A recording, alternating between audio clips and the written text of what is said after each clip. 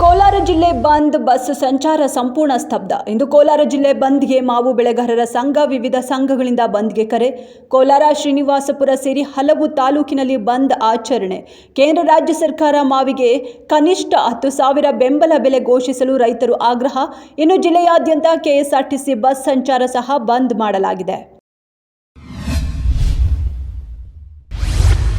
ಅಡ್ಡ ಮತದಾನ, ಧರ್ಮಸ್ಥಳದಲ್ಲಿ ಆಣೆ ಪ್ರಮಾಣ ವಿಚಾರ. ಬಿಜೆಪಿಯವರು ರಾಮನ ಹೆಸರಲ್ಲೇ ಲೂಟಿ ಮಾಡುವವರು, ಅಂಥವರು ಮಂಜುನಾಥ ಸ್ವಾಮಿ ಹೆಸರಲ್ಲಿ ಸತ್ಯ ಹೇಳ್ತಾರಾ ಎಂದ ಗೃಹ ಸಚಿವರು.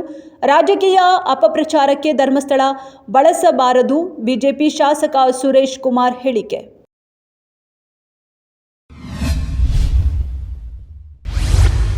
ನೀಟ್ ಮರುಪರೀಕ್ಷೆ ಪ್ರಶ್ನೆ ಪತ್ರಿಕೆ ಲೀಕ್ ವದಂತಿ. ಎಲ್ಲಿಯೂ ಪೇಪರ್ ಲೀಕ್ ಆಗಿಲ್ಲವೆಂದು ಎನ್ಟಿಎ ಸ್ಪಷ್ಟನೆ.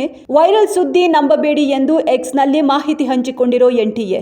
ನಿನ್ನೆ ನೀಟ್ ಮರುಪರೀಕ್ಷೆ ಪ್ರಶ್ನೆ ಪತ್ರಿಕೆ ಲೀಕ್ ಆಗಿದೆ ಅಂತ ಸೋಷಿಯಲ್ ಮೀಡಿಯಾದಲ್ಲಿ ವೈರಲ್.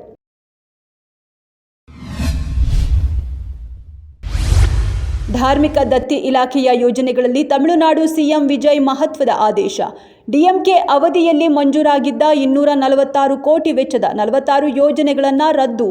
ದೇವಸ್ಥಾನದ ಆದಾಯ ಬಳಸದಿರಲು ಸಿಎಂ ವಿಜಯ್ ನಿರ್ಧರಿಸಿದ್ದು, ದೇಗುಲಕ್ಕೆ ಬರುವ ಆದಾಯ ದೇಗುಲದ ಅಭಿವೃದ್ಧಿಗೆ ಬಳಸಲು ಸೂಚನೆ. ದೇಗುಲದಿಂದ ಬರುವ ಆದಾಯ ಇತರೆ ಕಾರ್ಯಕ್ಕೆ ಬಳಸದಂತೆ ನಿಷೇಧ.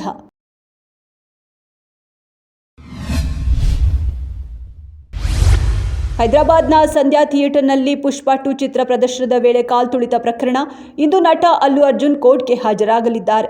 ಅಲ್ಲು ಅರ್ಜುನ್ ಥಿಯೇಟರ್ ಮಾಲೀಕ ಸೇರಿ 23 ಜನರಿಗೆ ಸಮನ್ಸ್ ಜಾರಿ ಮಾಡಲಾಗಿತ್ತು.